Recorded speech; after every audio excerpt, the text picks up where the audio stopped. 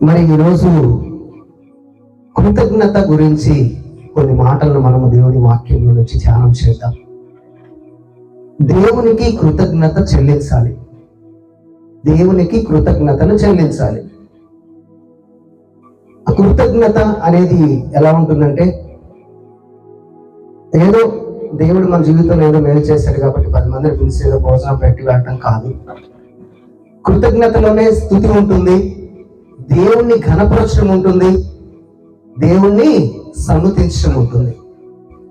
తెస్సలోనికీయులకు రాసినటువంటి మొదటి పత్రిక 5వ అధ్యాయము 18వ వచనంలో మనం చూసినట్లయితే, పౌలు గారు తెస్సలోనికీయుల సంఘానికి రాస్తూ, ప్రతి విషయమందును కృతజ్ఞతాస్తుతులు చెల్లించుడి, ఇలాగు చేయుట యేసు క్రీస్తునందు మీ విషయంలో దేవుని చిత్తము. ఎఫెసీ పత్రికలో కూడా అదే మాట ఉంటుంది. 5వ అధ్యాయం 20వ వచనంలో, మన ప్రభు అయిన యేసు క్రీస్తు పేరిట సమస్తమును గూర్చి తండ్రి అయిన దేవునికి ఎల్లప్పుడూ కూడాను కృతజ్ఞతాస్తుతులు చెల్లించండి అంటాడు.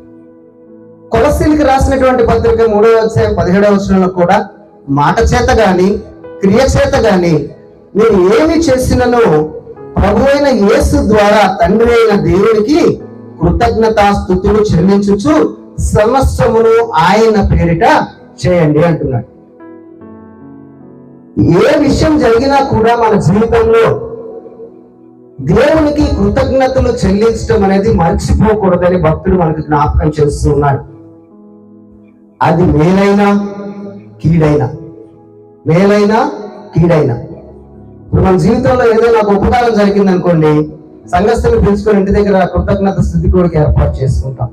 మన బిడ్డ పరీక్ష పాస్ అయ్యాడు అనుకోండి, కృతజ్ఞత స్తుతి కోరిక ఏర్పాటు చేసుకుంటాం. అదే మన బిడ్డ తప్పితే, మనం అనుకున్నటువంటి పని అవ్వకపోతే ఏర్పాటు చేస్తామా? చాలా మంది ఏర్పాటు చేయరు. కానీ దేవుడు అంటున్నాడు, ప్రతి విషయంలో కూడా దేవునికి కృతజ్ఞతలు చెల్లించుట మంచిది అంటున్నాడు. అది మేలైనా కానీ కీడైనా కానీ కూడా. దైవ గ్రంథంలో మనం చూసినట్లయితే, యోబు గ్రంథంలో ఒక మాటను మనం చూడగలం. యోబు భక్తుని గురించి అందరికీ మనకు తెలుసు. ఆయన ఎంతో నీతిపరుడు, దేవుని దృష్టికి ఎంతో ఆస్తిపాస్తులు కలిగినటువంటి వ్యక్తి, చక్కని పిల్లలు కలిగినటువంటి వ్యక్తి. ఒక రోజు ఆయన ఆస్తి అంతా పోతుంది, ఆయన పిల్లలందరూ చనిపోతారు, ఆయనకి కూడా వ్యాధి వచ్చి ఒళ్ళంతా కూడా రోగమయమైపోతుంది. అప్పుడు అంటున్నాడు యోబు గారు, దేవుణ్ణి దూషించడం లేదు, నా తల్లి గర్భంలో నుండి దిగంబరనే వచ్చాను, నేను దిగంబరనే అక్కడ తిరిగి వెళ్ళను, యెహోవా ఇచ్చెను, యెహోవా తీసుకొనెను, యెహోవా నామమునకే స్తుతి కలుగును గాక అంటున్నాడు. దేవుని నామమునకే స్తుతి కలుగును గాక అంటూ ఉన్నాడు. మనము బైబిల్ చదివేటప్పుడు, దేవుని వాక్యం చదివేటప్పుడు, దేవుడు ఏదైనా మనకు మేలు చేయటానికే మన జీవితంలో జరిగిస్తాడు, కానీ కీడు చేయడానికి ఏది కూడా చేయడు. కాబట్టి మన జీవితంలో ఏదైనా జరగరాంది జరిగినప్పుడు దాని వెనుక ఏ మేలుందనేది మనము ఆలోచించుకొని దేవుడిని స్తుతించాలి. కానీ చాలా మంది ఈ రోజుల్లో లాభం వస్తే దేవుడి దగ్గరికి వస్తారు, కొద్దిగా నష్టం వస్తే దేవుడిని విడిచిపెట్టి వెళ్ళిపోయేటువంటి పరిస్థితిలో ఉంటూ ఉన్నారు. అందుకే అంటాడు రోమీయులకు రాసినటువంటి పత్రిక 8వ అధ్యాయం 28వ వచనంలో, దేవుని ప్రేమించు వారికి, అనగా ఆయన సంకల్పము చొప్పున పిలువబడిన వారికి మేలు కలుగుటకై సమస్తమును సమకూడి జరుగుచూ ఉన్నవి అంటున్నాడు. దేవుడు తన భక్తుడైనటువంటి పౌలు గారి చేత రాయిస్తూ, దేవుడు ఏదైతే మన జీవితంలో జరిగిస్తున్నాడో అవన్నీ కూడా నీ మేలుకే సమస్తము కూడా సమకూడి జరుగుచూ ఉన్నవి అంటున్నాడు. అది మేలైనా కీడైనా ఏదైనా కూడా. ఆది కాలంలో యోసేపు అనేటువంటి ఒక వ్యక్తి ఉంటాడు, మనకు అందరికీ కూడాను తెలుసు. యాకోబుకున్నటువంటి 12 మంది పిల్లల్లో యోసేపు ఎంతో తండ్రికి ఇష్టడైనటువంటి కుమారుడు. ఆ కుమారుడు చిన్నతనం నుంచి కూడా దైవ దర్శనాలు కలిగినటువంటి వ్యక్తిగా ఉంటూ ఉన్నప్పుడు అన్నలకు అవన్నీ నచ్చలేదు. ఆయనకున్నటువంటి దైవ దర్శనాలు చెప్తున్నప్పుడు అన్నలు ఈర్ష్యపడుతూ ఉన్నారు. తనని తీసుకువెళ్లారు, అమ్మేశారు. తను ఎక్కడికో వెళ్ళిపోయి ఒక సేనాధిపతి ఇంట్లో ఒక కూలివాడిగా, అంటే ఒక దాసుడిగా తను చేరటం జరిగింది. ఎన్నో కష్టాలను తను అనుభవించాడు. ఎప్పుడు కూడా తన దేవుణ్ణి విడిచిపెట్టలేదు.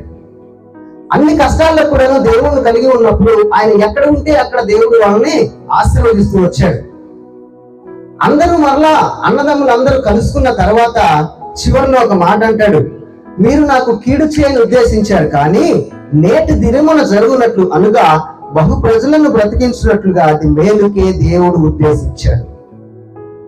ఆయన జీవితంలో జరిగినటువంటి ఆ కీడు తను ఎప్పుడైతే దేవుణ్ణి విడిచిపెట్టకుండా దేవుణ్ణి స్తుతిస్తూ ఉన్నాడో తన కుటుంబం అంతా కూడా కరువు కాలంలో పోషించబడటానికి దేవుడు ఆ బిడ్డ జీవితంలో ఒక కీడుని ఏర్పాటు చేశాడు. కానీ అది మేలైనా కూడా కీడైనా కూడా మనం ఎల్లప్పుడూ కూడాను దేవుణ్ణి మనం స్తుతించేటువంటి వారముగానే ఉండాలి. అందుకే ఇందాక మనం చదువుకున్నటువంటి 103వ కీర్తనలో మరి 1-2 వచనాలను మనం చూసినట్లయితే, నా ప్రాణమా యెహోవాను సన్నుతించుము, నా అంతరంగములో ఉన్న సమస్తమా ఆయన పరిశుద్ధ నామమును సన్నుతించుము. నా ప్రాణమా యెహోవాను సన్నుతించుము, ఆయన చేసిన ఉపకారములలో దేనిని మరువకము అంటున్నాడు. దావీదు జీవితంలో అన్ని ఉపకారాలైనా దావీదు కష్టపడలేదా? దావీదు చాలా కష్టపడ్డాడు. రాజు అయిన తర్వాత కూడా కష్టపడ్డాడు. కానీ ఆయన అంటున్నాడు, ప్రతి దానిని కూడాను ఆయన పాజిటివ్ గా తీసుకుని దేవునికి ఇష్టంగా తను జీవించినప్పుడు ఒక్కొక్కటి తొలగిపోయి దేవుడు ఆయన జీవితంలో చేసినటువంటి ప్రతి ఉపకారాన్ని కూడా జ్ఞాపకం చేసుకుంటూ చెప్తున్నాడు, నా ప్రాణమా యెహోవాను సన్నుతించుము, నా అంతరంగములో ఉన్న సమస్తమా ఆయన పరిశుద్ధ నామమును సన్నుతించుము, నా ప్రాణమా యెహోవాను సన్నుతించుము. మన జీవితంలో కూడా అలాగే ఉండాలి. మరి మన జీవితంలో ఎన్నో విలువైనటువంటి వస్తువులకు మనం ప్రాముఖ్యత ఇస్తూ ఉంటాం.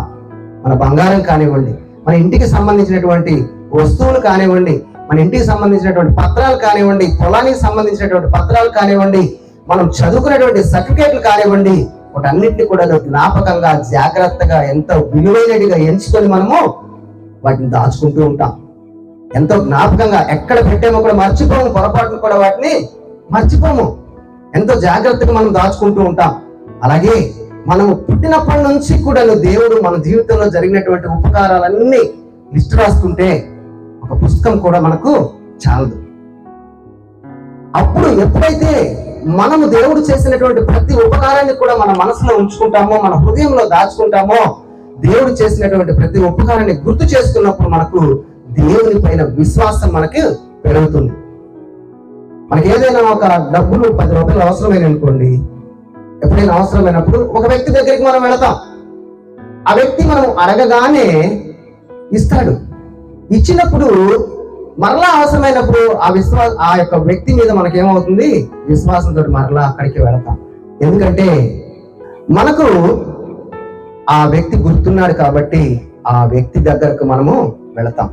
అలాగే మనము పుట్టినప్పటి నుంచి కూడా దేవుడు మన జీవితంలో చేసినటువంటి ప్రతి మేలును కూడా మనము జ్ఞాపకం చేసుకున్నట్లయితే దేవుని పైన విశ్వాసం మనకు పెరుగుతుంది. దేవుని పైన విశ్వాసం పెరుగుతుంది. ఎప్పుడైతే దేవుని పైన మనం విశ్వాసం పెరుగుతుందో మనకు దేవునికి ఇష్టలుగా మనం మారిపోతాం. దేవుని పైన విశ్వాసం మనకు ఉన్నప్పుడు దేవునికి మనము ఇష్టలుగా మనం మారిపోయేటువంటి వాళ్ళంగా ఉన్నాం.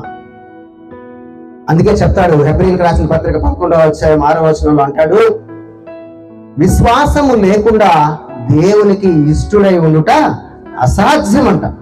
విశ్వాసం లేకుండా దేవునికి ఇష్టడై ఉండుట అసాధ్యము అంటున్నాడు.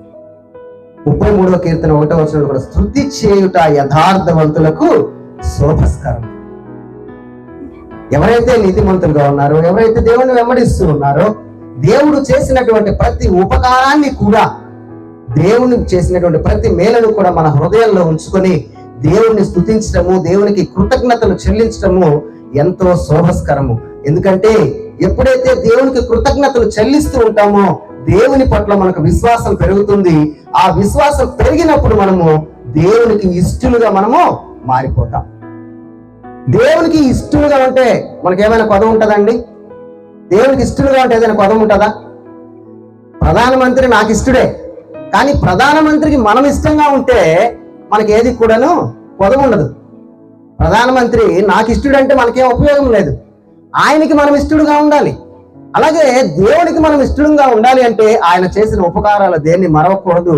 ఎప్పుడైతే మరవకుండా మనం హృదయంలో ఉంచుకుంటామో దేవుని పైన విశ్వాసం మనకి పెరుగుతుంది. దేవుని పైన విశ్వాసం మనకు పెరుగుతుంది. మనము దేవునికి ఇష్టమైనటువంటి కృతజ్ఞత అనేది చాలా మంది సంఘాలకు వచ్చినప్పుడు మీరు గమనించండి. అందరంటే నేను అన్నండి, అందరూ కాదు, కొంతమంది ఎవరో నాలాగా ఎవరైనా ఉంటారు. కొంతమంది ఆదివారం సంఘానికి వచ్చినప్పుడు వాళ్ళు చెప్పేటువంటి స్థుతి కానీ, వాళ్ళు చేసేటువంటి ప్రార్థన కానీ, దేవునికి చెల్లించేటువంటి ఆరాధన కానీ మనం విన్నప్పుడు అమ్మో ఇలాంటి పెద్ద పెద్ద మాటలతో మనం చేయగలమా అనుకుంటాం. కానీ అది ఎలా చేస్తున్నారనేది వారి యొక్క హృదయానికే తెలియాలి. అది తెలియాలి.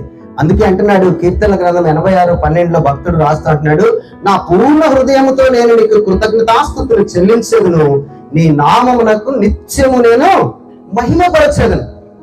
ఎలా చేయాలి మనము? కృతజ్ఞత అనేది ఎలా చేయాలి? పూర్ణ హృదయంతో, లోపల నుంచి. అందుకే దావీదు అంటున్నాడు, నా అంతరంగమునున్న సమస్తమా, నా ప్రాణమా యెహోవాను సన్నుతించు, స్తుతించు అంటున్నాడు. మనం కూడా ఎలాగ చేయాలి? దేవునికి కృతజ్ఞత చెల్లించేటప్పుడు, దేవుని స్తుతించేటప్పుడు పూర్ణ హృదయంతో దేవునికి కృతజ్ఞతాస్తుతులు చెల్లించవలసినటువంటి వారమై ఉన్నాం. అలా నామకార్థంగా చేసేటువంటి వారిని దేవుడు కూడా ఒక మాట మాట్లాడుతూ చెప్తున్నాడు. యెషయా గ్రంథం 29:13 ప్రభు ఇలాగా సెలవిచ్చుచు ఉన్నాడు, ప్రజలు నోటి మాటతో నా యొద్దకు వచ్చుచున్నారు, పెదవులతో నన్ను గణపరుచుచున్నారు, కానీ తమ హృదయమును నాకు దూరము చేసుకుని ఉన్నారు. వారు నా ఎడల చూపు భయభక్తులు మానవుల విధిని బట్టి వాళ్ళు నేర్చుకున్నవి. చూసారా ఎంత అర్థవంతంగా దేవుడు ఎన్ని సంవత్సరాల క్రితం రాయించాడు.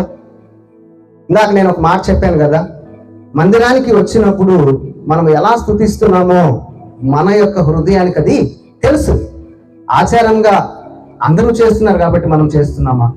ఎలా చేస్తున్నాము? హృదయపూర్వకంగా చేస్తున్నాము. కొన్ని సంఘాల్లో కొన్ని కట్టుబాట్లు ఉంటాయి, కానీ ఈ సమయానికి ఇది చేయాలి, ఇది సమయానికి ఇది చేయాలని ఆ కట్టుబాట్ల ప్రకారం మనం ఎంచుకున్నప్పుడు దానిని హృదయపూర్వకంగా మనం చేసేటువంటి వాళ్ళముగా ఉండాలి. కానీ అంటున్నాడు, నా ఎడల చూపేటువంటి భయభక్తులు మానవుల విధులను బట్టి వాళ్ళు నేర్చుకుంటున్నారు అంటున్నాడు.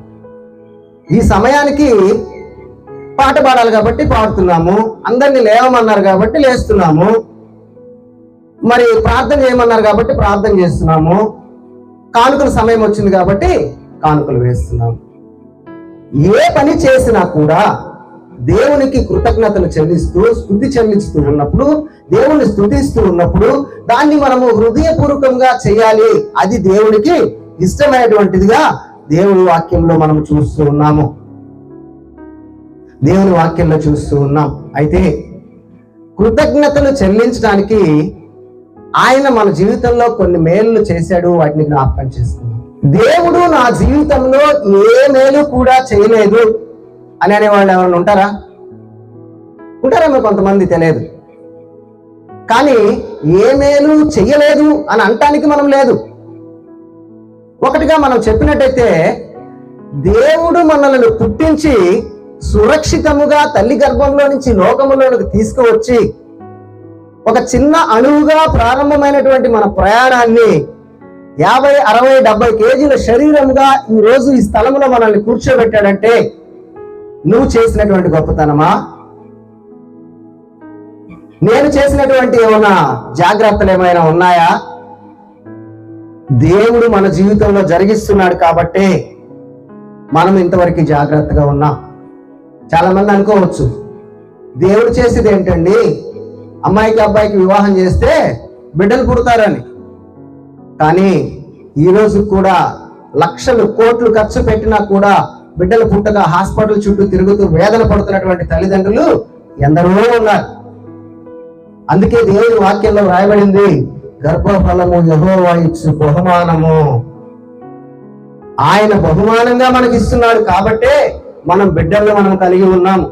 గ్రంథంలో 100వ కీర్తన 3వ అధ్యాయంలో 3వ వచనంలో అంటాడు, యెహోవాయే దేవుడని తెలుసుకునుడి, ఆయన మనల్ని పుట్టించెను, ఆయన వారము మనము, ఆయన ప్రజలము, ఆయన మేపు మనము, ఆయన యొక్క గొర్రెలము అంటున్నాడు. దేవుడు మనలను పుట్టించాడు, దేవుడే మనల్ని పుట్టించాడు. కానీ మనంతటా మనం ఈ లోకంలోకి మనము రాలేదు. దేవుడు అనుకుంటే మనం ఈ లోకంలోకి మనము వచ్చినట్టుగా ఉంది. కీర్తన గ్రంథం 71:6 కూడా అంటాడు, గర్భవాసినది మొదలుకొని నీవే నాకు ప్రాపకుడవై ఉంటివి, తల్లి గర్భము నుండి నన్ను ఉద్భవింప చేసిన వాడు నీవే, నిన్ను గూర్చి నేను నిశ్చయము కూడా స్తుతిగానము నేను చేస్తాను అంటున్నాడు. ఎందుకంట తల్లి గర్భంలో గర్భవాసి అయి ఉన్నప్పటి నుంచి దేవుడే ఆయనకు ప్రాపకుడని ఆయనకు అర్థమైంది. దావీదు కూడా ఈ మాటలు ఎంతో చక్కగా అర్థమయ్యి 139వ కీర్తనలో ఆయన అక్కడ వ్రాయిస్తూ ఉన్నాడు.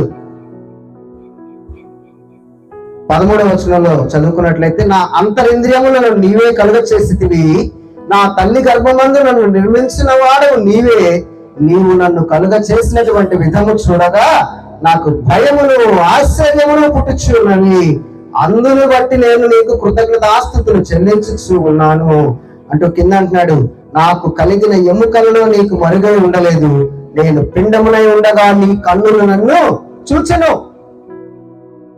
పిండమునై ఉండగా నీ కన్నులు నన్ను చూచెను అంటున్నాడు. ఒక తల్లి గర్భంలో పిండముగా మొట్టమొదటి ఒక చుక్కగా ఏర్పడినప్పుడు ఎన్ని మిషన్లు గట్టి చూసినా కూడా ఏ డాక్టర్ కూడా అర్థం కాదు. అది ఒక సైజుకు వచ్చిన తర్వాత మాత్రమే డాక్టర్ చెప్పగలడు ఇన్ని రోజులు ఇన్ని వారాలు. ఆ మాట దావీదుకు అర్థమైంది, నీవు నన్ను కలగ చేసినటువంటి విధము చూడగా నాకు భయమును ఆశ్చర్యమును పుట్టుచున్నవి, ఇందును బట్టి నీకు కృతజ్ఞతాస్తుతులు చెల్లించుచు ఉన్నాను.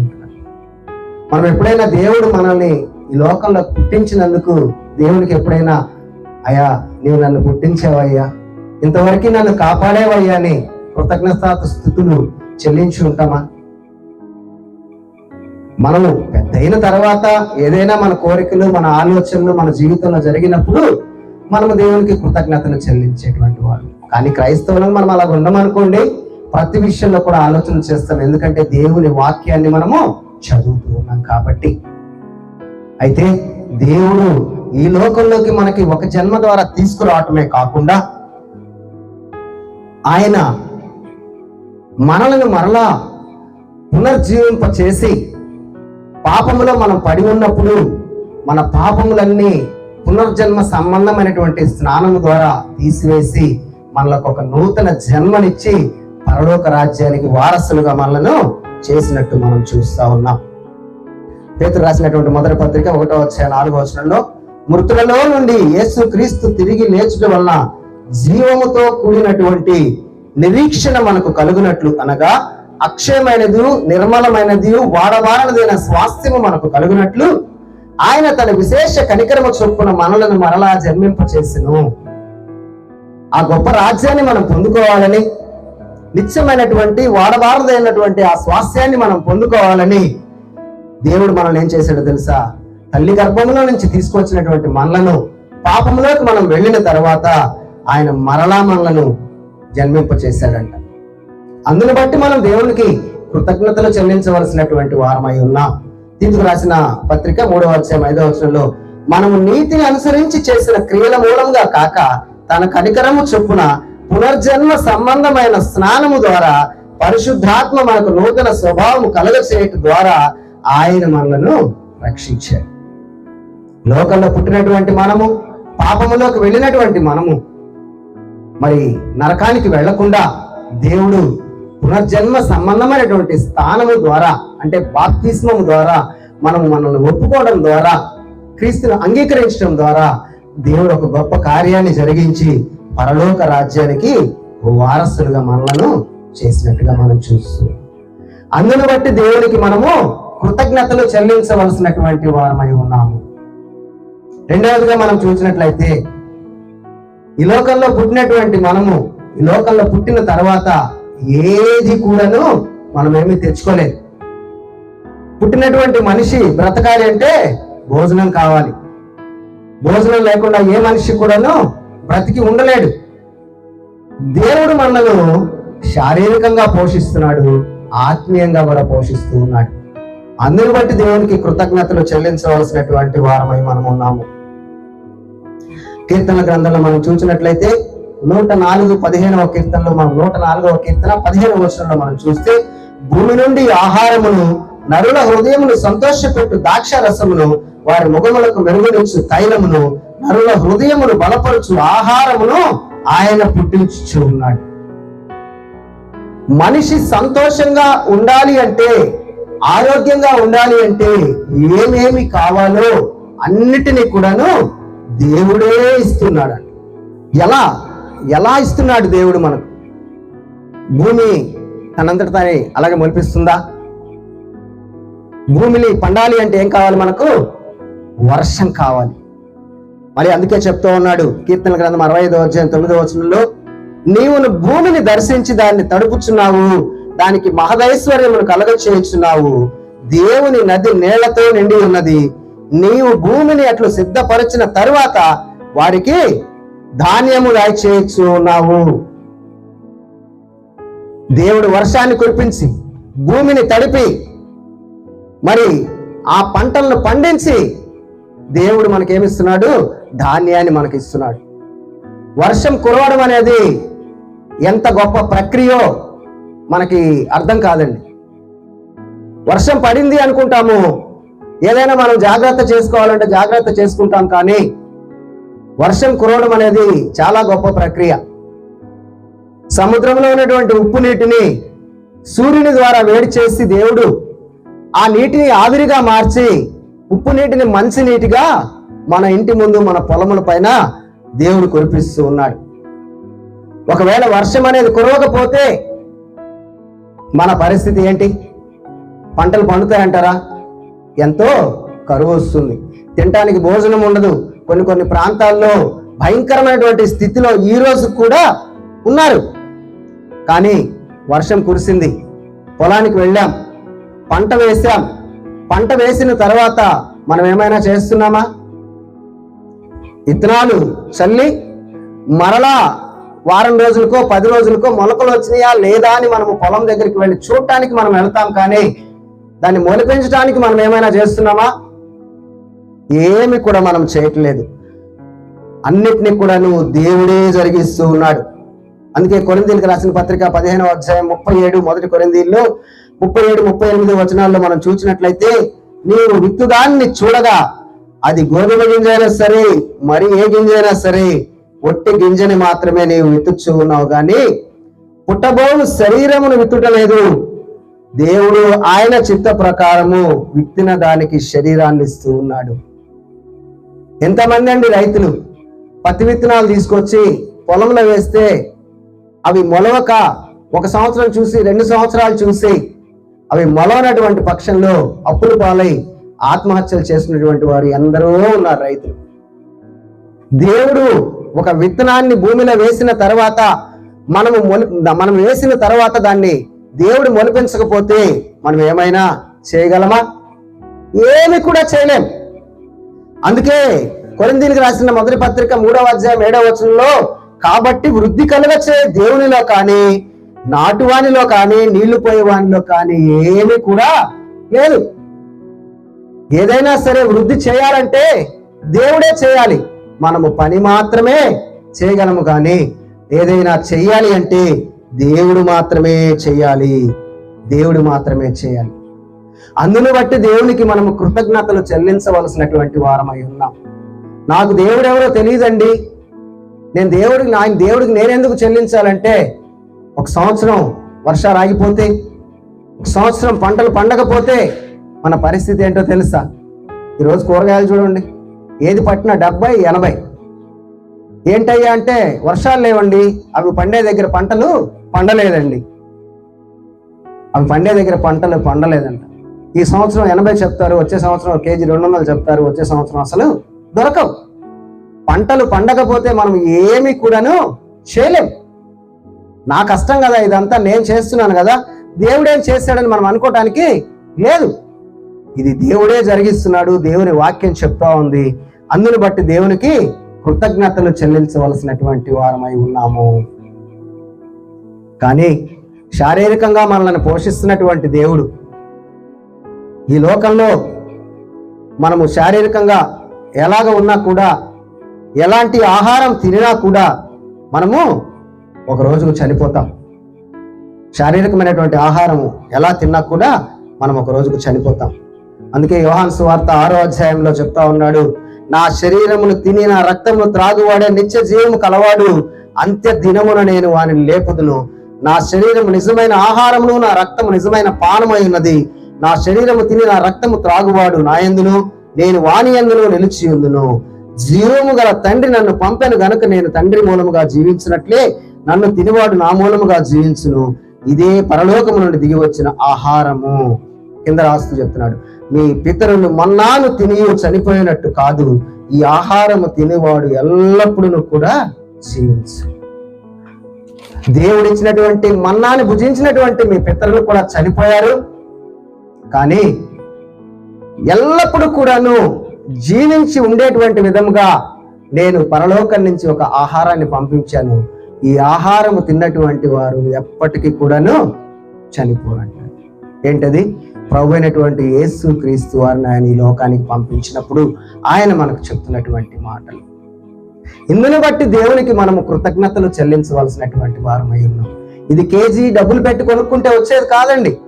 టమాటాలు దొరకకపోతే కేజీ 200 పెట్టి కొనుక్కోవచ్చు మనం. కానీ ఆ జీవాహారం మనకు కావాలంటే అది డబ్బులు పెట్టి కొనుక్కుంటే వచ్చేది కాదు. మన హృదయపూర్వకంగా దాన్ని అంగీకరించి మనము తీసుకుంటే ప్రతి ఒక్కరికి కూడా ఫ్రీగా దొరుకుతా ఉంది. అందుని బట్టి దేవునికి మనము కృతజ్ఞతలు చెల్లించవలసినటువంటి వారమై ఉన్నాం. ఇంకా మనం చూసినట్లయితే ఇప్పటికీ కూడా మన జీవితంలో ఇంతవరకు ఏ ప్రమాదము లేదు, ఏ ఇబ్బంది కూడా లేదు. నేను ఇంతవరకు కూడా నేను సంతోషంగా ఉన్నాను, నాకు ఎలాంటి ప్రమాదం లేకుండా నేను ఉన్నాను అనేటువంటి వాళ్ళు ఎవరైనా ఉన్నారా? ఎవరు కూడా లేదు. మనము ఈ లోకంలో మనం ఉన్నామంటే ఎన్నో కష్టాలు మనకు వస్తాయి, ఎన్నో ఇబ్బందులు మనకు వస్తాయి, ఎన్నో ఇబ్బందులు మనకు వస్తాయి. అలాంటి ప్రమాదాల్లో కూడా దేవుడు మనలను కాచి కాపాడుతూ సంరక్షిస్తూ ఉన్నటువంటి దేవుడు. 121వ కీర్తన 5-7 వచనాలు మనం చూసినట్లయితే, యెహోవాయే నిన్ను కాపాడువాడు, నీ కుడి ప్రక్కను యెహోవా నీకు నీడగా ఉండును. పగలు ఎండ దెబ్బైనను నీకు తగలదు, రాత్రి వెన్నెల దెబ్బైనను నీకు తగలదు. ఏ అపాయము రాకుండా యెహోవా నిన్ను కాపాడును, ఆయన నీ ప్రాణమును కాపాడును అంటూ ఉన్నాడు. ఆయన నీ ప్రాణమును కాపాడును. దేవుడు మనల్ని కాపాడకపోతే ఏ క్షణమైనా కూడా మనము చనిపోతాం. నీకు ఎంత జెడ్ కేటగిరీ భద్రత ఉన్నా కూడా ఒక చిన్న దోమ వచ్చి కుట్టిందంటే మనము చచ్చిపోయేటువంటి పరిస్థితి. కరోనాలో చూడండి ఎంతో మంది చనిపోయారు, కానీ మనం ఈ రీతిగా మనం బ్రతుకున్నామంటే దేవుని యొక్క కృప మాత్రమే. దేవుడు తన దేవదూతలను ఎల్లప్పుడూ కూడాను మనకు కాపుదల ఉంచేటువంటి దేవుడే ఉన్నాడు. మత్తయి సువార్తల మాటలు మనం చదవగలము. 10వ వచనంలో, ఈ చిన్నవారిలో ఒక్కనైనా తృణీకరింపకుండా మీరు చూసుకొనుడి, వీరి దూతలు పరలోకమందున నా తండ్రి ముఖంను ఎల్లప్పుడూ పరలోకమందు చూచుచూ ఉందురని మీతో చెప్పుచూ ఉన్నాను అంటున్నాడు ప్రభు చెప్తున్నటువంటి మాటలు. పరలోకంలో దేవుడు మనకు ఏర్పరిచినటువంటి దూతలు ఆయన ముఖం చూస్తూ ఉంటారంటే ఎప్పుడు నా కుమారుడికి నా కుమార్తెకి ప్రమాదం వచ్చింది అనగానే దేవదూత వచ్చి నిన్ను కాపాడు. ఆ దేవదూతలు మనకి రక్షణగా ఉంచకపోతే మనము ఎప్పుడో ఈ లోకాన్ని విడిచిపెట్టి వెళ్ళేటువంటి వారమై ఉన్నాం. కానీ ఈ లోకంలో అనేక మంది శత్రువుల నుంచి మనల్ని కాపాడుతున్నాడు, అనేక మంది ప్రమాదాల నుంచి మనల్ని దేవుడు కాపాడుతున్నాడు. అందును బట్టి దేవునికి మనము కృతజ్ఞతలు చెల్లించవలసినటువంటి వారమై ఉన్నాము. అంతేకాకుండా ఈ లోకంలో మనకి ఎలాంటి శత్రువులు ఉన్న దేవుడు కాపాడుతూ ఉన్నాడు. కానీ ఆత్మీయంగా మనము బలంగా ఉండాలంటే మన ఆత్మని పడవేయటానికి మనకి లోకంలో ఒక శత్రువు ఉన్నాడు. ఆయన్నే మనం ఏమంటాము? సాతాను అంటాం. ఏమంటాము? సాతాను అంటాం. పేతురు రాసిన పత్రిక 5వ అధ్యాయం 8వ వచనంలో మనం ఒక మాటను మనం చూసినట్లయితే, నిబ్బరమైనటువంటి బుద్ధి కలవారే మెలకువగా ఉండడి, మీ విరోధి అయిన అపవాది గర్జించు సింహము వలె ఎవరిని మృంగుదునా అని వెదకుచూ తిరుగుచూ ఉన్నాడు. ఈ లోకంలో శారీరకంగా దేవుడు మనల్ని కాపాడుతూ ఉన్నాడు, కానీ ఆత్మీయంగా కూడా దేవుడు మనల్ని కాపాడుతూ ఉన్నాడు. మన విరోధి ఒకడు ఉన్నాడు. మనము వెళ్ళవలసినటువంటి స్థానానికి మనం వెళ్లకుండా, ఆ పరలోకానికి వెళ్లకుండా మనల్ని ఎప్పుడు పడవేద్దామా అని మన చుట్టూ కూడాను గర్జించు సింహము వలె ఆయన తిరుగుతూ ఉంటాడంట. కాబట్టి ఆ సాతాను బలము నుంచి కూడా మనలను దేవుడు కాపాడుతూ ఉన్నాడు. హెబ్రీయులకు రాసిన పత్రిక 2వ అధ్యాయము 14-15 వచనాల్లో మనం చూస్తే, ఆ పిల్లలు రక్త మాంసములు కలవారైనందున ఆ ప్రకారమే మరణము యొక్క బలము కలవారిని, అనగా అపవాదిని మరణము ద్వారా నశింప చేయుటకు, జీవిత కాలం అంతయు మరణ భయం చేత దాస్యమునకు లోబడిన వారిని విడిపించుటకు ఆయన కూడా రక్త మాంసముల్లో పాలివాడాయను. యేసు క్రీస్తు వారిని మన రూపంలో ఎందుకు ఈ లోకంలోకి ఆయన పంపించాడంటే, సాతానుని మరణము ద్వారా నశింప చేయటానికి ఆయన యేసు క్రీస్తు వారిని లోకానికి పంపించాడు. అంతేకాకుండా 16వ అధ్యాయము రోమీయులకు రాసిన పత్రిక 20వ వచనంలో, సమాధాన కర్తయగు దేవుడు సాతానును మీ కాళ్ళ కింద శీఘ్రముగా చితకచెప్పించు. ఎవరైతే యేసు క్రీస్తునందు విశ్వాసం ఉంచి ఆయనలో స్థిరముగా ఉంటారో సాతానును ఎదిరించడానికి వాళ్ళకి శక్తి వస్తుంది. అలాంటి శక్తిని దేవుడు మనకు ప్రసాదిస్తూ ఉన్నాడు. ఈ లోకంలో ఒక శత్రువు ఒకవేళ మనల్ని చంపేయచ్చండి, కానీ సాతాను చేతిలో మనం ఓడిపోయి దేవునికి ఇష్టంగా లేకుండా మన ఇష్టానుసారంగా జీవించి వెళ్ళిపోయామనుకోండి, నరకంలోకి వెళ్ళిపోతాం మనం. అక్కడి నుంచి మనల్ని తప్పించడానికి దేవుడు తన కుమారుడైన యేసు క్రీస్తు వారిని లోకానికి పంపించి సాతానుని మరణము ద్వారా ఆయన జయించి మనకు కూడాను సాతాన్ని చితక తొక్కడానికి మనకు అధికారాన్ని ఇచ్చాడు. సాతాను శత్రువైనటువంటి సాతాన్ని జయించడానికి ఆయన అధికారాన్ని మనకి ఇచ్చినట్టుగా మనం చూస్తా ఉన్నాం. కాబట్టి అందుని బట్టి మనము దేవునికి కృతజ్ఞతాస్తుతులు చెల్లించవలసినటువంటి వారమై ఉన్నాం. ఇంకా మనం చూసినట్టయితే ఇందాక రాసినటువంటి మనం చూద్దాం, 103వ కీర్తనలో మనం చదువుకున్నాము, ఆయన దోషములన్నిటినీ కూడాను క్షమించువాడు అంటూ ఉన్నాడు. ఆయన మనం చేసేటువంటి ప్రతి దోషాన్ని కూడా క్షమిస్తాడు. ఈరోజు మనకు ఎవరైనా మన పట్ల ఒక తప్పు చేశారనుకోండి, ఎన్ని సంవత్సరాలైనా కూడా దాన్ని మనం జ్ఞాపకం చేసుకుంటూనే ఉంటాం. క్షమిస్తావంటే వాళ్ళని నేను క్షమించలేను, నాకు ఇంత ద్రోహం చేశారు అని మనం అనగలం. కానీ దేవుడు ఎలాంటి పాపం చేసినా కూడా క్షమించగలిగినటువంటి దేవుడై ఉన్నాడు. అందుకే కీర్తన గ్రంథం 86వ కీర్తన 5వ వచనంలో అంటాడు, నీవు ప్రభువా నీవు దయాళుడవు, క్షమించుటకు సిద్ధమైన మనస్సు కలవాడు, నీకు మొరపెట్టు వారందరి ఎడల కృపాతిశయము కలవాడు అంటున్నాడు. దేవుడు క్షమించడానికి సిద్ధమైనటువంటి మనసు కలిగినటువంటి వాడు ఎవరంటే దేవుడు. దేవుడు మన దోషాలన్నింటినీ కూడాను క్షమించేటువంటి దేవుడై ఉన్నాడు. కానీ ఎందుకు మనము దేవునికి దూరస్తులుగా ఉంటున్నాము అని అంటే, ఒక్కొక్కసారి మన దోషాలే దేవునికి మనల్ని దూరం చేస్తాయి. మన దోషములే మనకు దేవుడి నుంచి దూరం చేస్తాయి. యెషయా గ్రంథంలో ఆ మాటలు మనం చదువుకోగలము. యెషయా గ్రంథము 59వ అధ్యాయం 1వ వచనంలో, రక్షింపనేరక ఉండునట్లు దేవుని యొక్క హస్తము కురుచ కాలేదు, విననేరక ఉండునట్లు ఆయన చెవులు మందము కాలేదు, మీ దోషములు మీకును దేవునికి అడ్డుగా వచ్చాయి. మనం చేసినటువంటి దోషములు దేవునికి మనకు అడ్డుగా వచ్చాయి. కానీ దేవుడు ఎలాంటి వాడు? మన దోషాలన్నీ కూడాను క్షమించడానికి సామర్థ్యం కలిగినటువంటి వాడు, క్షమించగలిగినటువంటి మనస్సు కలిగినటువంటి వాడు. రోమీయులకు రాసిన పత్రికలో కూడా అదే చెప్తాడు, ఏ భేదము లేదు, అందరూ పాపము చేసి దేవుడు అనుగ్రహించు మహిమను పొందలేకపోవచ్చు ఉన్నారు. అందుకే దేవుడు నీ దోషములు నీ పాపములు క్షమించాలని, నా పాపములన్నీ కూడా దేవుడు క్షమించాలనే ఆయన ఒక గొప్ప కార్యాన్ని జరిగించాడు. ఎఫెసీయులకు రాసిన పత్రిక 1వ అధ్యాయం 7వ వచనంలో, దేవుని కృప మహదైశ్వర్యమును బట్టి ఆ ప్రియుని యందు అనగా ఆయన రక్తం వలన మనకు విమోచనము, అనగా మన అపరాధములకు క్షమాపణము కలిగి ఉన్నది అంటున్నాడు. క్రీస్తు యొక్క రక్తం వలన మాత్రమే మనకు విమోచనము, అపరాధములు మనం క్షమించడం వల్ల మనకు క్షమాపణ కలుగుతుంది అంటూ ఉన్నాడు. మన పాపములను మనం ఒప్పుకుంటే మరి నీతిమంతులైనటువంటి యేసు క్రీస్తు యొక్క రక్తము ప్రతి పాపము నుండి మనల్ని క్షమించి దుర్నీతి నుంచి మనల్ని ఏం చేస్తుంది? పవిత్రులుగా చేస్తుంది. ఈ లోకంలో ఒక మనిషి మన పాపాలను క్షమించలేకపోవచ్చు, మనం చేసినటువంటి నేరాలను క్షమించలేకపోవచ్చు. కానీ నువ్వు ఎలాంటి ఘోర పాపివైనా, ఎంత పాపం చేసినా కూడా దేవుని దగ్గరికి వస్తే దేవుడు నిన్ను క్షమించేటువంటి దేవుడై ఉన్నాడు. ఈ లోకంలో ఎన్నో సంపాదించామండి, ఎన్నో ఇల్లు సంపాదించాము, పొలము సంపాదించాము, డబ్బులు సంపాదించాము. కానీ ఒకరోజు మనము చనిపోతాం. కానీ మనం చేసినటువంటి దోషాలు పాపాలు ఎవరు క్షమిస్తారు? ఏ మనిషి దగ్గరికన్నా వెళ్ళి ఒక 100 మంది మనుషులను అడగండి ఒక మనిషి గురించి, 99 మంది మంచివాడుగా చెప్పినా ఎవడో నాలాంటి వాడు ఒక్కడైనా వాడు చెడ్డవాడు అంటాడు. ఎవరు కూడా 100 మంది ఒక మనిషిని నీతిమంతులుగా తీర్చలేరు. ఒకవేళ మనుషుల్ని దోషాలు క్షమించకపోవచ్చేమో, కానీ మరి దేవుడు మన పాపములను మన దోషములను క్షమించి తప్పనిసరిగా ఆ యొక్క పరలోకాన్ని మనకి ఇచ్చేటువంటి దేవుడై ఉన్నాడు. మనం అన్ని సంపాదించుకొని కూడా పాపంతో మనం చనిపోయామనుకోండి, ఉపయోగం ఏముంది? ఏ ఉపయోగం కూడా మనకు లేదు. కాబట్టి దేవుని దగ్గర మనము పాప క్షమాపణ మనము పొందుకునే అవకాశం దేవుడు మనకి ఇచ్చినందుకు దేవునికి మనము కృతజ్ఞతలు చెల్లించవలసినటువంటి వారమై ఉన్నాము. అంతేకాకుండా దేవుడు మన యొక్క సంకటములన్నీ కూడాను కుదుర్చేటువంటి వాడు అని చెప్తూ ఉన్నాడు. దావీదు భక్తుడు చెప్తూ, నీ సంకటములన్నింటినీ కూడాను కుదుర్చేవాడు. మన రోగాలన్నీ కూడా దేవుడు కుదిర్చేటువంటి దేవుడై ఉన్నాడు. దేనికైనా కూడా దేవునికి అసాధ్యమైంది ఏది కూడా లేదు. దేవుడు అనుకుంటే ఎలాంటి వ్యాధి అయినా కూడా స్వస్థపడుతుంది, ఎలాంటి వ్యాధి అయినా కూడా స్వస్థపడేటువంటి అవకాశం ఉంది.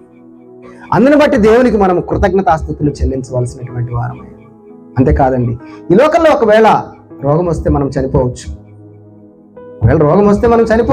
దేవుడు స్వస్థపరచలేదు అనుకోండి, మనకి ఇచ్చినటువంటి ఆయుష్ అంతే అనుకొని మనము చనిపోవచ్చు. కానీ మనలో ఉన్నటువంటి ఆత్మకు రోగం వస్తే, ఆత్మ కూడా రోగం వచ్చింది అంటండి. చూసారు ఎప్పుడైనా బైబిల్లో? కొరింథీయులకు రాసిన 2వ పత్రిక 7వ అధ్యాయము 1వ వచనంలో మనము చదువుకున్నట్లయితే, శరీరమునకును, చివరి మాటలో శరీరమునకును ఆత్మకును కలిగిన కల్మషము నుండి, సమస్త కల్మషము నుండి మనలను పవిత్రులుగా మనం చేసుకుందాము అంటున్నాడు. శరీరానికి ఏ విధంగా అయితే రోగం వస్తుందో, శరీరం పాపం చేసినప్పుడు ఆత్మకు కూడా రోగం వస్తుంది. ఆత్మ ఏం చేయలేదు, శరీరానికి మించి ఆత్మ ఏమి చేయలేదు. మనము శరీరము పాపాన్ని కోరుకుంటూ ఉన్నప్పుడు ఆత్మ లోపల దుఃఖపడుతూ ఉంటుంది. శరీరమునకును ఆత్మకు కలిగినటువంటి కల్మషములను మనలను పవిత్రులుగా చేసుకుందాం. కానీ శరీరానికి రోగం వస్తే మందు ఉంది, ఆత్మకు రోగం వస్తే ఏం చేయాలి మనం? దేవుడే ఆ మందులు కూడా మనకి ఇస్తూ ఉన్నాడు. యాకోబు రాసిన పత్రిక 1వ అధ్యాయం 21-22 వచనాల్లో మనం చూస్తే, సమస్త కల్మషమును విర్రవీగుచున్న దుష్టత్వమును మాని లోపల నాటబడి మీ ఆత్మలను రక్షించుటకు శక్తిగల వాక్యమును సాత్వికముతో అంగీకరించండి. మీరు విలువారు మాత్రమై ఉండి మిమ్మల్ని మీరు మోసపుచ్చుకోకుండా వాక్య ప్రకారము ప్రవర్తించువారై ఉండాలి. మీరు మొన్న వాక్యం సభను జరిగించుకొని మీ ఆత్మలకి చక్కని ఔషధాన్ని, టానిక్ను మీరు తీసుకున్నారు. ఏం జరిగింది దానివలన? ఆ సభల్లో ఉన్నటువంటి వాక్యం అంతా కూడా ఇక్కడ వదిలేసి వెళ్లకుండా మన హృదయంలో దాన్ని నాటుకొని దాని ప్రకారం మనం ప్రవర్తిస్తే మనలో ఉన్నటువంటి ఆత్మకు స్వస్థత కలుగుతుందంట. అదే కదా చెప్తాడు హెబ్రీయులకు రాసిన పత్రికలో, అంటాడు 4వ అధ్యాయం 12వ వచనంలో, దేవుని వాక్యము సజీవమై బలము కలదే, 2 అంచులు గల ఎటువంటి ఖడ్గము కంటేను వాడిగా ఉండి ప్రాణ ఆత్మలను కీళ్లను మూలుగలను విధించమంటూ దూర్చు హృదయం యొక్క తలంపులను ఆలోచనలను శోధిస్తూ ఉంది. ఎప్పుడైతే దేవుని యొక్క వాక్యాన్ని మనం హృదయంలో నాటుకుంటామో, మన హృదయంలో ఉన్నటువంటి ప్రతి ఆలోచనను శోధించి దేవుని దగ్గర మనలను నిలబెడతా ఉంది. దేవుని దగ్గర మనల్ని మరి సంపూర్ణమైనటువంటి నీతిమంతులుగా, పరిశుద్ధులుగా మనల్ని నిలవబెడతా ఉంది. కాబట్టి ఇందుని బట్టి దేవుణ్ణి మనము స్తుతించవలసినటువంటి వారమై ఉన్నాము. ఇందుని బట్టి మనం దేవుణ్ణి స్తుతించవలసినటువంటి వారమై ఉన్నాం. ఇంకా అంటాడు కింద, కరుణా కటాక్షములు నీకు కిరీటముగా ఉంచుతూ ఉన్నాను అంటున్నాడు. దేవుని యొక్క కరుణ, దేవుని యొక్క కటాక్షము మనకి లేకపోతే మనం ఈ లోకంలో దేన్ని కూడాను ఏమి కూడాను మనం చేయలేం. ఈ లోకంలో మనము ఏది సంపాదించుకుంటామో అన్నిటికంటే కూడాను ఎక్కువైంది దేవుని యొక్క కరుణ, దేవుని యొక్క కటాక్షము. అందుకే 63వ కీర్తన 3వ వచనం అంటాడు, నీ కృప జీవము కంటే ఉత్తమమైనది, అందుని బట్టి నా పెదవులు నిన్ను స్తుతించును. ఈ లోకంలో మనం జీవించడానికి దేన్నైతే గొప్పగా మనం అనుకుంటామో, దేవుని కృప లేకుండా అది లేనే లేదు. దేవుని కృప లేకుండా మనము నోటి దగ్గరికి ఒక ముద్ద కూడా తీసుకొని పోలేము. కోట్లు సంపాదించినటువంటి వాళ్ళు ఈరోజు భోజనం తినడానికి కూడా లేనటువంటి వాళ్ళు, తినలేనటువంటి వాళ్ళు, తినడానికి ఉంది తినలేనటువంటి వాళ్ళు ఎందరో ఉన్నారు.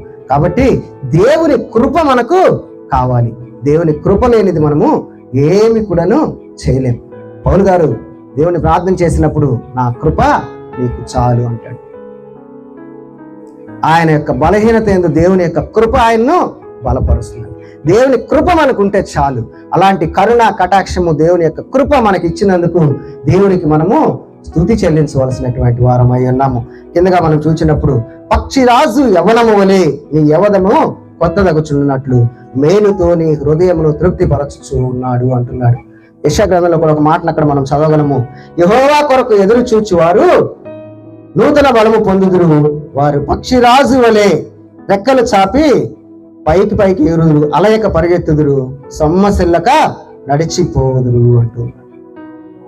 ఈ మాటలు మనం చదువుకున్నప్పుడు మా తోడొచ్చినటువంటి ఒంగోలు మెన్స్ డిపార్ట్మెంట్ వారిని జ్ఞాపకం చేసుకోవాలి. అందరూ పెద్దలు ఎంత సంతోషంగా ఎంత ఆనందంగా వాళ్ళు వస్తున్నారంటే దేవుని పని చేయాలి, దేవుని మాటలు ప్రకటించాలి, దేవుని గురించి పాడాలి, దేవుని గురించి స్తుతించాలి. ఎవరైతే దేవుని కోసం ఎదురు చూస్తారో వారు దేవుడు నూతన బలాన్ని వారికి ఇస్తారంట. నూతన బలం ఇస్తాడు. మీకు తెలుసా పక్షిరాజు యొక్క కథ తెలుసా? మీకు దాని జీవిత చరిత్ర తెలుసా? అది నూతన బలం ఎలా పొందుకుంటుందో తెలుసా? అది ఒక పక్షిరాజు సుమారు 40 సంవత్సరాలు జీవిస్తుంది. బాగా తిని మాంసం అంతా తిని అది బలిసిపోయిన తర్వాత చచ్చిపోయేటువంటి స్థాయికి వెళ్ళిపోతుంది. కొవ్వు అంతా పెరిగిపోయి ఎత్తైనటువంటి కొండ మీదకు వెళ్ళి దాని ఈకలన్నీ కూడా అదే పీకేసుకుంటుంది. దాని గోళ్ళన్నీ నేలకేసి రక్కేసుకుని గోళ్ళన్నీ విరగ తీసుకుంటుంది. ముక్కుని నేలకేసి రుద్దేసి ముక్కు ఎరగ తీసుకుని కొన్ని దినాలు అక్కడనే రక్తం కారుతూ ఆ కొండ మీద దేనికి కూడా చిక్కకుండా అలాగ ఉంటుంది. ఉన్న తర్వాత కొద్ది రోజులకి చిన్నగా ఈకలు రావడం మొదలు పెడతాయి, తర్వాత గోర్లు వస్తాయి, తర్వాత ముక్కు వస్తుంది. ఏ పక్షిలో లేదండి ఇది. అందుకే దేవుడు పక్షిరాజు వలె అన్నాడు. ఆ తర్వాత మరలా ఎప్పుడైతే నూతనంగా అది బలపడిందో 40+ ఇంకొక 30 సంవత్సరాలు 70 సంవత్సరాలు బతుకుతుంది. 70 సంవత్సరాలు ఆ యొక్క గ్రద్ద బతుకుతుంది. అలాంటి యవ్వనము అలాంటి శక్తి నీకు కావాలంటే నీవు దేవుణ్ణి ప్రేమించేటువంటి వాడుగా ఉండాలి. అలాంటి శక్తి దేవుణ్ణి ప్రేమించినప్పుడు మనకి ఇస్తున్నాడంటే అందుని బట్టి దేవుణ్ణి మనము కృతజ్ఞతలు చెల్లించేటువంటి వాళ్ళముగా మనం ఉండాలి. అందుని బట్టి మనం దేవునికి కృతజ్ఞతలు చెల్లించేటువంటి వారముగా ఉండాలి. మరి కృతజ్ఞతలు అని ఇప్పుడు దాకా మనం చెప్పుకున్నాం కదా. ఎలా అండి కృతజ్ఞతలు అంటే? సంఘాన్ని పిలిచి 10 మందిని పిలిచి భోజనం పెట్టడమా? ఈరోజు ఏం చేశారు మీరు? కృతజ్ఞత స్తుతి కూడిక ఏర్పాటు చేసుకున్నారు. కీర్తనల గ్రంథం 105:2 మనం చదువుకుంటాం. అక్కడ కృతజ్ఞతలు చెల్లిస్తూ ఆయన గురించి పాడండి, ఆయన కీర్తించండి, ఆయన ఆశ్చర్య కార్యములన్నింటిని గురించి సంభాషణ చేయండి. దేవుడు నీ జీవితంలో ఏదైతే జరిగించాడో 10 మందిని ఇంటికి పిలిచి భోజనం పెట్టి వాళ్ళకి ఏం చెప్పాలి తెలుసా? దేవుని గురించినటువంటి గొప్పతనం గురించి మనం చెప్పాలి. దేవుడు నీ జీవితంలో చేసినటువంటి మాటల గురించి చెప్పాలి. ఆయన ఘన కీర్తిని మనం పాటల ద్వారా కీర్తించేటువంటి వాళ్ళంగా ఉండాలి. ఈ రీతిగా మనము దేవునికి కృతజ్ఞతలు చెల్లించేటువంటి వాళ్ళంగా ఉండాలి. దేవుడు మనల్ని పుట్టించినందుకు దేవుడు కృతజ్ఞతలు చెల్లించాలి. దేవుడు మనల్ని పోషిస్తున్నందుకు దేవుడు కృతజ్ఞతలు చెల్లించాలి. దేవుడు మనల్ని శత్రువుల నుండి కాపాడుతున్నట్టు కృతజ్ఞతలు చెల్లించాలి. తర్వాత దేవుడు మనల్ని పాపం నుండి దోషముల నుండి విముక్తులుగా చేసినందుకు కృతజ్ఞతలు చెల్లించాలి. నిత్య జీవాన్ని దేవుడు మనకి ఇస్తున్నందుకు దేవునికి కృతజ్ఞతలు చెల్లించాలి. పక్షిరాజు యవ్వనం లాంటి యవ్వనాన్ని నూతనంగా మనకి ఇస్తున్నందుకు దేవునికి కృతజ్ఞతలు చెల్లించాలి. మనం ఎప్పుడు అందరం కూడా వినేటువంటి మాటలైనా ఈ రాత్రికాల సమయంలో దేవుడు మీరు నేను అందరం కూడా దేవుని సన్నిధిలో నిలవబడి నేర్చుకోవడానికి దేవుడి గొప్ప అవకాశాన్ని ఇచ్చాడు. విన్నటువంటి మాటలను బట్టి మనం అందరం కూడా మనలో ఉన్నటువంటి ఇంకేమైనా లోపాలు ఉంటే సరి చేసుకుని దేవునికి ఇష్టంగా జీవిద్దాము. దేవుడు ఇచ్చేటువంటి పరలోక భాగ్యాన్ని మనం పొందుకుందాము. ప్రత్యేక